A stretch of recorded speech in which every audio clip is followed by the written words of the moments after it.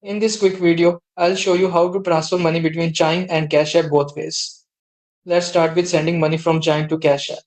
Open Cash App and tap your balance or the home icon. Tap Link Accounts, then select Link Debit Card. Choose No Card, wait for it to load, and tap Continue. Search for Chime, select it, and enter your Chime email and password to link both accounts. Once linked, tap Add Cash. Enter the amount you want to send, and tap Add. Your money will now move from Chime to Cash App. Now, to transfer money from Cash App back to Chime, open Cash App and tap your profile icon top right. Scroll to Link Banks, select Link Debit Card, then choose No Card.